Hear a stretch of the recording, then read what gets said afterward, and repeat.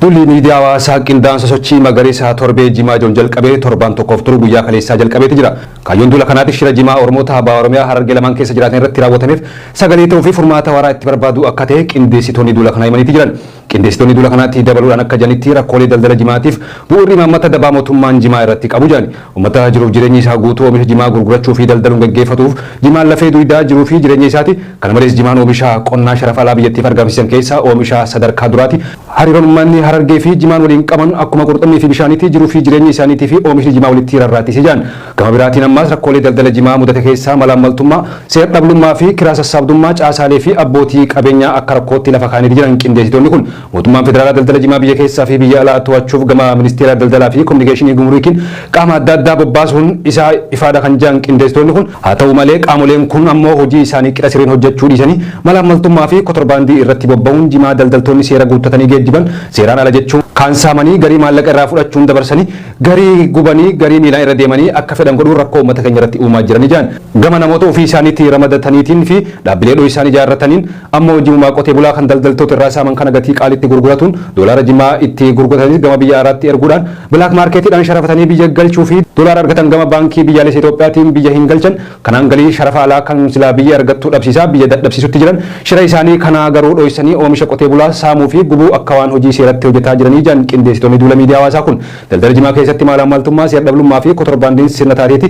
qaamuma silaa dhimma kana to'achuuf ramadameen lafa qabattee hojjetamaati jirti jiran abbootiin qabeenyaa kanneen jara kana waliin ta'anii qotee bulaa saamaa daldaltoota biroof maddii dhabamsiisaa garis dadhabsiisaa daldala jimaa irratti bobba'anii jiran isaan kunis warra uummataaf yaadu osoo hin taane warra uummatatti yaadu warra garaa isaanii qofaaf yaadu abbootii garaati jiran abbootiin garaatuun daldala jimaa seera qabeessa godhuu hin feetu qotee bulaan akka fayyadamu dhumteeti dhabamti malee hin hayyamtu bilaak maarkeetii dhiisuu abadan hin dandeessu warreen shira jimaa kana keessaa harka qabu dura dhaabbachuuf duula kana qindeessuu isaaniitti simaniiti jiran.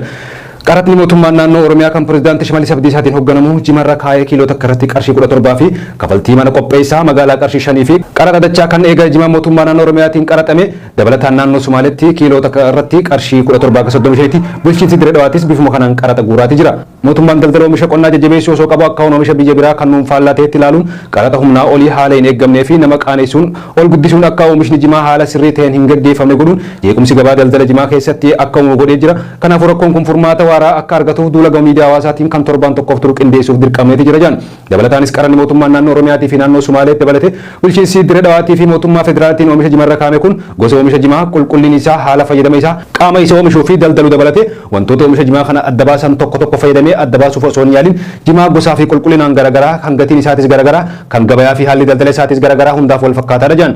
Jimaa ta'uu qofaaf faaqaan uratni karabulli hafaan haddaarri qarxii fi qudaan qaxalaa fi taacoroon dheeraa fi gabaabaan hundi kiiloo takka irratti qarshii 17 mootummaa naannoo Oromiyaatiin kan qaraxamu waggaa ta'u qarshii 5 mana qopheessaa magaalaatiin qarshii 17.35 mootummaa naannoo Somaalee fi bulchiinsa magaalaa Dirree Dhawaatiin qaraxama. Kunis oomishtootaa fi daldaltoota jimaa dabalatee fayyadamtoota jimaatii fi gabaa jimaa irratti dhiibbaa guddoodha qaba jedhan.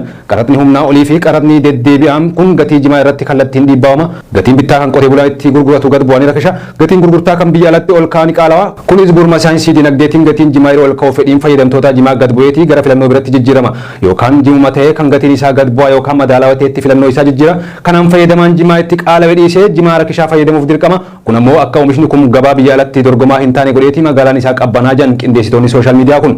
Gama oomishaatiin qaraxaa fi taaksiin jimarra kaa'amu ol ka'uun gatiin jimaa akka gad bu'u waan godhuuf baasiin qotee bulaan oomisha jimaa oomishuuf baasee fi galiin inni argatu wal hin madaalu. Sababa kanaaf fedhiin qotee bulaan jimaa oomishuuf qabu akka malee gad bu'eeti.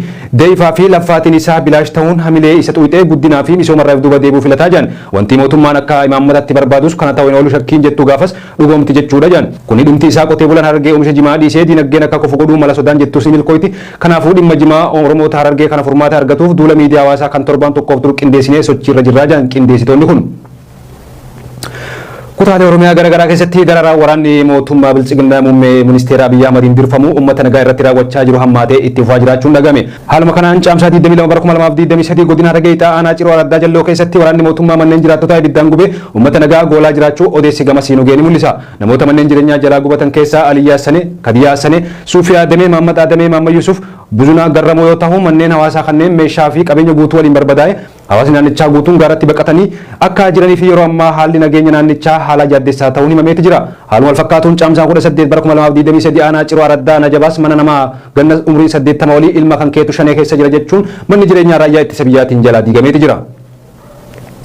Halilla magaalaa Boqojjiitti raawwataniin poolisoota lama dabalatee namoonni afur ajjeefamuun dhagame. Godina Arsii magaalaa Boqojjiitti halillaa hidhattoonni jimaata dabree mana sirreessaa magaalattii keessatti argaman lamarratti raawwataniin poolisoonni lama dabalatee namoonni afur ajjeefamuun himamee jira. Halillaa kanaan poolisoonni lama miseensi milishaa tokkoo fi wardiyyaan tokko ajjeefamuu jiraattota wabeeffachuun Addis Istaandardii gabaasee jira. Akka gabaasa Addis Istaandarditti jiraataan eenyummaa isaa of hin ibsin tokko jimaata darbe halkan keessaa sa'a afur akka lakkoofsa Itoophiyaa irraa eegalee walitti dhukaasa cimaan magaalattii keessa turuu ibse. Taateen kun kan mudate erga magaalaan Boqojjii kan atileetota bebbeekamoo hedduu biqilchite torbaan dabre keessa fiigicha guddaa kan aangoonni mootummaa hedduu irratti hirmaatan qopheessitee booda ta'uu isaati.